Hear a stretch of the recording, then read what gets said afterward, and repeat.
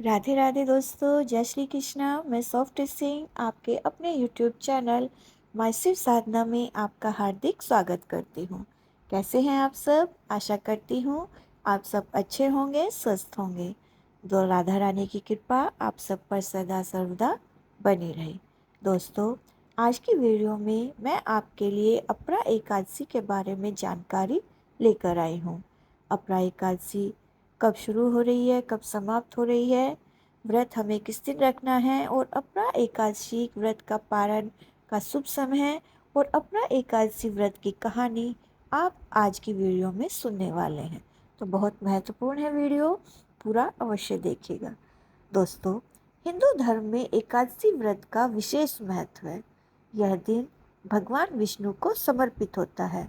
प्रत्येक महीने में आने वाली एकादशी को अलग अलग नामों से जाना जाता है।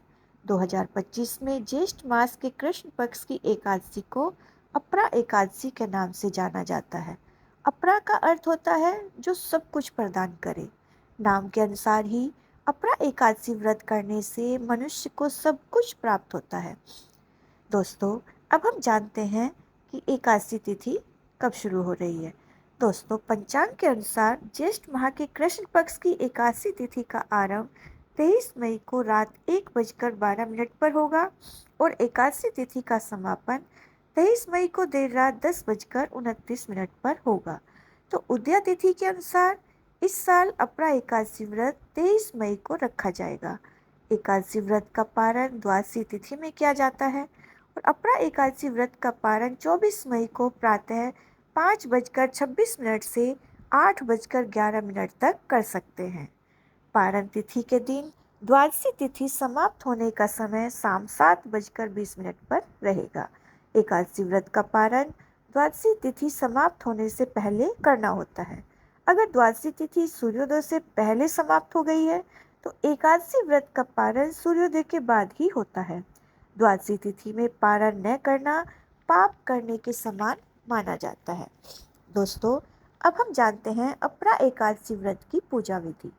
अपरा एकादशी व्रत का दिन ब्रह्म मुहूर्त में उठकर स्नान करें, साफ स्वच्छ वस्त्र पहने।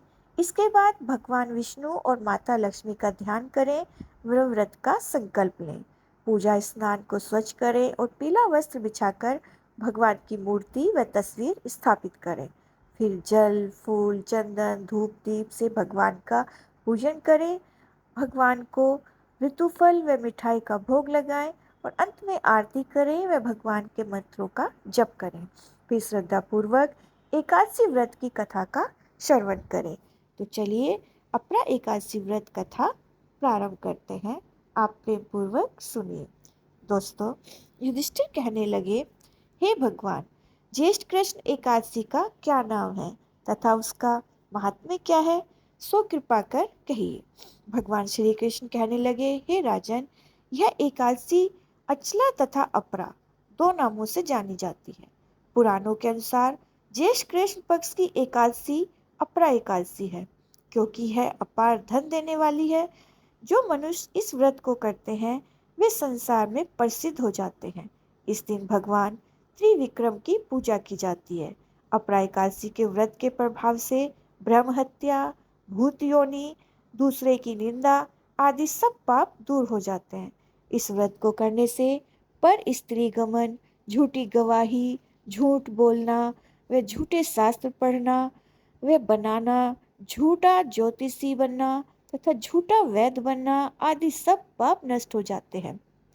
जो क्षत्रिय युद्ध से भाग जाएं वे नरकगामी होते हैं, परंतु अपरा एकादशी का व्रत करने से वे भी स्वर्ग को प्राप्त होते हैं।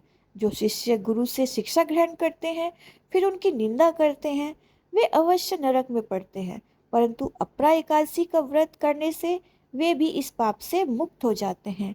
जो फल तीनों पुष्कर में कार्तिक पूर्णिमा को स्नान करने से या गंगा तट पर पितरों का पिंड दान करने से प्राप्त होता है, वही अपरा एकादशी का व्रत करने से प्राप्त होता है।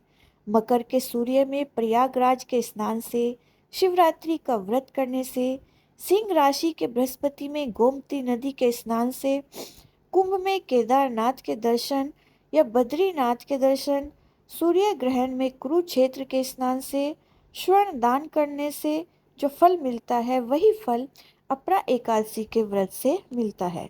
यह व्रत पाप रूपी वृक्ष को काटने के लिए कुल्हाड़ी है, पाप रूपी ईंधन को जलाने के लिए अग्नि है, पाप रूपी अंधकार को मिटाने के लिए सूर्य के समान, मृगों को मारने के लिए सिंह के समान है। अतः मनुष्य को पापों से डरते हुए इस व्रत को अवश्य करना चाहिए। अपरा एकादशी का व्रत तथा भगवान का पूजन करने से मनुष्य सब पापों से छूटकर विष्णु लोक को जाता है। इसकी प्रचलित कथा के अनुसार प्राचीन काल में महिध्वज नामक एक धर्मात्मा राजा था। उसका छोटा भाई वज्रध्वज बड़ा ही क्रूर, अधर्मी तथा अन्यायी था।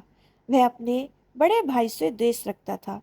उस पापी ने एक दिन रात्रि में अपने बड़े भाई की हत्या करके उसकी देह को एक जंगली पीपल के नीचे गाड़ दिया। इस अकाल मृत्यु से राजा प्रेतात्मा के रूप में उसी पीपल पर रहने लगा और अनेक उत्पात करने लगा। एक दिन अचानक धौम्य नामक ऋषि उधर से गुजरे। उन्होंने प्रेत को देखा और तपोबल से उसके अतीत को जान लिया। अपने तपोबल से प्रेत उत्पात का कारण समझा। ऋषि ने प्रसन्न होकर उस प्रेत को पीपल के पेड़ से उतारा तथा परलोक विद्या का उपदेश दिया। दयालु ऋषि ने राजा की प्रेत योनि से मुक्ति के लिए स्वयं ही अपरा एकादशी का व्रत किया और उसे अगति से छुड़ाने को उसका पुण्य प्रेत को अर्पित कर दिया। इस पुण्य के प्रभाव से राजा की प्रेत योनि से मुक्ति हो गई। वह ऋषि का धन्यवाद देता हुआ दिव्य देह धारण कर पुष्पक विमान में बैठकर स्वर्ग को चला गया। हे राजन, यह अपरा एकादशी की कथा मैंने लोकहित के लिए कही है।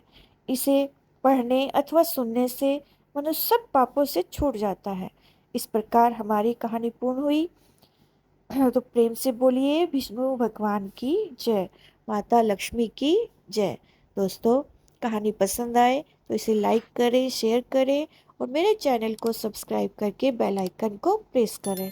तो मिलती हूँ मैं आपसे अगली वीडियो में, तब तक के लिए नमस्कार।